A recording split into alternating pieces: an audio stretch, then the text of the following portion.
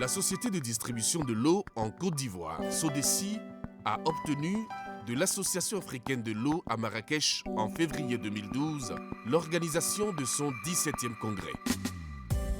Selon plusieurs observateurs, la tenue d'un événement de telle envergure est un pari risqué dans un pays qui sortait à peine d'une grave et longue crise. Mais au finish, grâce au soutien du gouvernement ivoirien, de l'Association africaine de l'eau et des partenaires techniques et financiers, la SODECI a comblé les attentes. Pour la première fois, le 7e congrès a enregistré plus de 2000 participants venant de 47 pays. 112 sociétés exposantes, dont 42 africaines et 28 ivoiriennes, sur une surface de 2200 mètres carrés au total et 1450 mètres carrés de stand. Une centaine représentants de presse, dont une vingtaine d'internationaux. Abidjan 2014 est un succès. Abidjan 2014 est une réussite sur le plan organisationnel, sur le plan sensibilisation, sur le plan mobilisation et surtout sur le plan de la qualité des différentes prestations, notamment les communications. Articulé autour de la mobilisation des ressources et gouvernance dans le secteur de l'eau et de l'assainissement, ce grand rendez-vous a été l'occasion de passer en revue les forces, les faiblesses, les opportunités et les contraintes du secteur de l'eau et de l'assainissement en Afrique. Les sessions techniques tenues sur 2 jours ont porté sur 5 thématiques qui sont développées à travers un symposium qui a porté sur le financement pour un développement durable du secteur de l'eau et de l'assainissement, de 4 panels en plénière sur le leadership, sur l'assainissement, sur l'eau non facturée et sur les villes du futur. C'est le lieu pour les experts de l'eau d'échanger, de partager. Et comme vous l'avez remarqué, la plupart des sociétés africaines ont les mêmes préoccupations. On a les mêmes problèmes. L'objectif final, c'est de donner de l'eau potable à toutes les populations africaines. Vous avez vu, de par les participants, leur qualité. Je veux noter la présence des institutions comme la Banque mondiale, comme la Banque africaine de développement, comme l'Agence française pour le développement, pour ne citer que quelques institutions. Mais vous avez vu aussi la qualité des responsables politiques. Nous avons connu à Abidjan la participation de plus de 6 ministres des différents pays africains. Vous avez constaté aussi que les ministres ivoiriens étaient en grand nombre pour parler de l'eau et de l'assainissement. Et quand vous prenez le thème de ce congrès, vous comprenez l'intérêt de tout. On ne peut pas aller seul. Il faut forcément aller ensemble et trouver une stratégie commune. Il faut trouver des voies et moyens pour donner accès à l'eau potable et à l'assainissement au peuple africain. Les sujets abordés sont des sujets d'importance. Comment financer le secteur? Ça, c'est une préoccupation. Et le débat a été vraiment abordé dans tous les détails. Vous avez remarqué que le ministre ivoirien a projeté un petit film pour montrer en réalité que l'eau, la question de l'eau et de l'assainissement doit être abordée autrement. Il a parlé aux bailleurs de fonds, aux investisseurs, pour leur dire la particularité. Et ça, tous les managers des sociétés d'eau africaines ont partagé ce point de vue. Et je peux dire que cela a changé un tout petit peu l'approche. Vous savez, Il est peut-être facile de décrocher des financements pour ce qui concerne le secteur énergétique. Parce que tout de suite, il y a le retour sur investissement. Il est très facile aussi de décrocher des financements pour ce qui concerne les télécoms. Tout de suite, il y a le retour sur investissement. Mais en matière d'eau, combien paye le vrai coût de l'eau? Cette question a été sérieusement abordée. Et les bailleurs de fonds ont apprécié. Ils sont en train de mettre en place désormais une stratégie pour que le financement du secteur eau et assainissement soit revu autrement. Ne serait-ce que pour cette préoccupation, je peux dire que c'était un congrès de valeur. Abidjan 2014 a été une plateforme d'échange pour la communauté des professionnels du secteur de l'eau et de l'assainissement. Ce forum scientifique et technique a fait l'état des lieux du développement du secteur de l'eau, de l'assainissement en Afrique. Il a examiné les voies et moyens appropriés pour un accès pour tous aux services d'eau et d'assainissement. Plusieurs sous-thèmes liés à la problématique de mobilisation et de gouvernance du secteur de l'eau et de l'assainissement ont été abordés lors de ce 17e congrès. Les problèmes d'assainissement sont importants en Afrique, bien loin devant les problèmes de l'eau potable. Et il s'agit aujourd'hui d'essayer de remettre l'assainissement, de mettre l'assainissement au devant de la scène. Parce que l'assainissement est source de maladies, l'assainissement est source de décès pour beaucoup d'enfants aujourd'hui en Afrique. Et il est nécessaire vraiment de pouvoir faire en sorte à ce qu'on puisse régler ce problème d'assainissement. Pour cela, nous avons invité la Fondation Bill Gates à nous présenter un certain nombre d'actions que cette fondation, qui aujourd'hui met plus de la moitié de ses ressources à la disposition de la réflexion sur l'amélioration de l'assainissement, sur l'amélioration des conditions de vie des populations. Un autre problème aussi majeur pour les sociétés d'eau, l'eau non facturée. Le problème du gaspillage d'eau est un problème essentiel.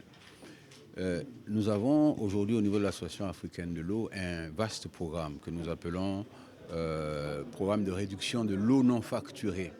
L'eau non facturée, c'est justement cette eau qui constitue éventuellement le gaspillage, que ce soit au niveau des populations ou que ce soit même au niveau des réseaux, où ces réseaux occasionnent éventuellement des fuites. Il s'agit aussi, dans ce que nous appelons l'eau non facturée, des problèmes éventuellement de gestion des compteurs. Il s'agit aussi des problèmes de gestion clientèle de manière globale. Et tout ceci constitue donc de l'eau qui est perdue, de l'eau qui est gaspillée, de l'eau qui n'est pas facturée et de l'eau qui diminue de manière absolument inintelligente les ressources déjà faibles que nous avons dans nos différents pays. Lorsqu'on parle de mobilisation des ressources, il s'agit de deux choses. Mobilisation d'un côté des ressources hydrauliques et mobilisation des ressources financières. Maintenant, pour la gouvernance du secteur de l'eau et de l'assainissement, c'est une attitude essentielle pour l'ensemble des acteurs du secteur de l'eau et de l'assainissement, d'adopter bien sûr la meilleure gouvernance possible pour pouvoir amener nos sociétés d'eau, pour pouvoir amener les populations à accéder de manière la plus large possible à l'eau potable et aux services d'assainissement. Au niveau des sessions techniques, les questions abordées, c'est des questions partagées de toutes les sociétés d'eau. Il n'y a pas une seule société d'eau au monde où la question des pertes ne se pose pas. On parle souvent des eaux non comptabilisées. Ça a été au cœur de ce congrès-là. Les approches des uns et des autres, les avancées des uns et des autres, les efforts des uns et des autres. Et ça nous a permis, nous, Jonel, de revoir aussi la copie, de savoir que nous ne sommes pas un mauvais élève, mais que nous devons mieux faire. C'est une leçon capitale. Plus nous gagnons de l'eau, plus nous réduisons nos pertes, mieux nous fonçons, mieux nous investissons, mieux nous rentabilisons. Mais il faut retenir que nous avons gagné l'expérience des autres, parce que la roue n'est pas réinventée. Les solutions existent. Il faut pouvoir les mettre en adéquation avec les réalités de chaque société, de chaque peuple. Et il y a un élément fort que nous avons prononcé, vous le savez, c'est la solidarité.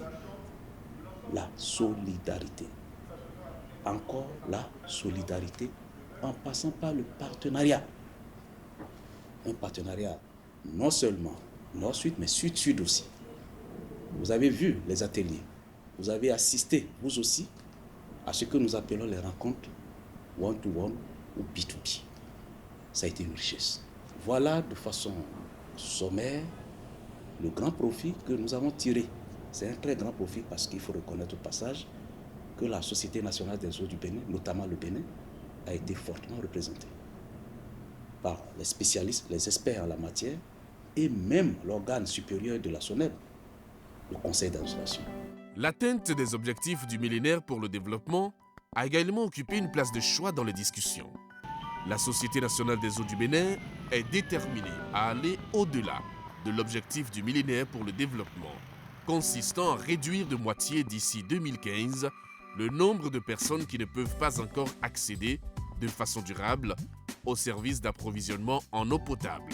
Notre gouvernement, notre président est sur la bonne voie. Pourquoi? Parce qu'il a choisi une priorité, c'est d'atteindre les objectifs du millénaire et d'aller au-delà. Je n'ai jamais cessé de le répéter. C'est pour une première fois que je rencontre un responsable de ce rang qui s'implique personnellement, je dis bien personnellement parce que je sais de quoi je parle, dans les projets d'eau potable. Notre président a tellement compris qu'il dit, mais pourquoi vous parlez de 75% de taux de desserte et les 25% qui restent? Il a été loin et dit, mais nous sommes environ 10 millions. Si vous dites que 25% de 10 millions n'auront pas d'eau potable, mais imaginez ce que cela représente. Et je suis parfaitement d'accord avec lui. L'objectif aujourd'hui, pour nous Béninois, l'objectif pour toutes les sociétés africaines en 2014 ne devrait plus être donner de l'eau à une moitié. Par contre, il faut chercher les voies et moyens pour donner de l'eau à tout le peuple, à tout le monde, à tous les Africains. Parce que ce n'est pas moi qui le dis. L'eau, c'est la vie. Nous avons l'obligation de tout mettre en œuvre. Tout mettre en œuvre. Pour que les populations, où qu'elles se trouvent, que ce soit sur les collines, que ce soit sur les montagnes, que ce soit dans les zones arides, que les populations puissent avoir de l'eau potable à leur portée. Le directeur général de la SONEB, qui a conduit la délégation béninoise, a pris une part active à ce congrès. Il a partagé avec ses pairs les clés de la réussite de la SONEB à travers une communication intitulée « Éléments de réflexion sur la gestion du service public de l'eau ». La SONEB, un opérateur crédible au Bénin. Ça a été une occasion pour nous, à travers notre communication, de dire comment la SONEB est née. Comment nous sommes partis de la réforme institutionnelle en 2003. Comment le gouvernement du Bénin a choisi de séparer les activités eau des activités électricité. Et quel était l'objectif? Nous avons fait cet exposé. Nous avons parlé de la SONEB d'aujourd'hui. Nous avons comparé les résultats après 10 années, puisque la SONEB a été créée en 2004. Nous avons revu tout ça et nous avons démontré, de par les indicateurs et les résultats obtenus, que la SONEB a fait un grand pas. Les indicateurs de performance, c'est-à-dire notamment ce qu'on appelle les taux de perte, ce qu'on appelle le taux de desserte, ce que nous appelons le service par rapport au nombre d'heures, c'est-à-dire il y a des sociétés qui n'arrivent pas à desservir 20 heures sur 24. Nous sommes parvenus à aller au-delà. De par tous ces indicateurs, je crois que nous pouvons nous vanter aujourd'hui que le Bénin est en train de faire des prouesses à travers ce service public qu'est la SONEB. La SONEB a fini par s'imposer au sein de l'Association africaine de l'eau. Et ça, c'est très important de le dire. Aujourd'hui, la SONEB est membre du comité de direction de l'Association africaine de l'eau en la personne de son directeur général. La SONEB est vice-président d'une session qu'on appelle session technique. Et la SONEB a arraché auprès de l'Association africaine de l'eau l'organisation du conseil scientifique et technique de l'année 2014. Ça, c'est des indicateurs qui montrent le dynamisme de l'entreprise d'aujourd'hui. À travers ce congrès, nous avons permis à tous les autres d'avoir une visibilité sur ce que nous faisons. Nous avons permis aux gens de savoir que c'est un secteur porteur parce que les partenaires techniques et financiers, pour y mettre leurs sous, leur argent, ont besoin d'une certaine garantie, ont besoin d'une certaine assurance. Et ces assurances, à travers notre communication, nous avons pour prouver aux uns et aux autres que la SONEB dispose des outils modernes de gestion. Des outils modernes de gestion et que la SONEB a un point commun avec les sociétés privées. Les outils de gestion, notamment le plan directeur eau, qui est un outil capital. Ça veut dire que nous ne faisons pas des investissements au hasard. Nous savons où nous allons. Nous avons une boussole. Nous avons le plan prévisionnel de développement de notre entreprise. Ça veut dire que le schéma dans lequel nous devons évoluer est connu d'avance. Et nous avons ce qu'on appelle le modèle financier qui rassure les financiers, qui savent comment faire la lecture des dettes que la SONEB peut ou est capable de contacter. Un ouvrage de référence a été également présenté aux professionnels de l'eau présents au congrès d'Abidjan. Une réflexion titrée « Soyons solidaires » a été signée par le directeur général de l'eau. Le livre « L'Afrique et l'eau », ça a été publié en France par Claude Diamati, qui est un acteur aussi de l'Association africaine de l'eau. Ils nous ont fait l'honneur de publier notre article qui est intitulé « Soyons solidaires ». Tous les directeurs généraux des sociétés d'eau de l'Afrique ont perçu le message. Le secteur de l'eau et de l'assainissement en Afrique ne sera viable que si nous respectons les règles de bonne gouvernance. La gestion de l'eau a ses règles. Et la règle, si elle est appliquée, il n'y a pas de raison pour que l'objectif noble, qui est de donner cette denrée rare à toutes les populations africaines, que cet objectif ne soit pas atteint. Nous avons parlé de la tarification de l'eau. C'est un élément important. Vous savez, il n'est pas rare d'entendre que l'eau coûte cher. C'est peut-être vrai. Mais c'est vrai pour qui? Nous avons démontré dans cet ouvrage que l'eau coûte très cher pour ceux qui n'en disposent pas. Ceux qui n'ont pas accès à l'eau, c'est eux qui payent excessivement cher l'eau à travers les ordonnances médicales, à travers les maladies hydriques, etc.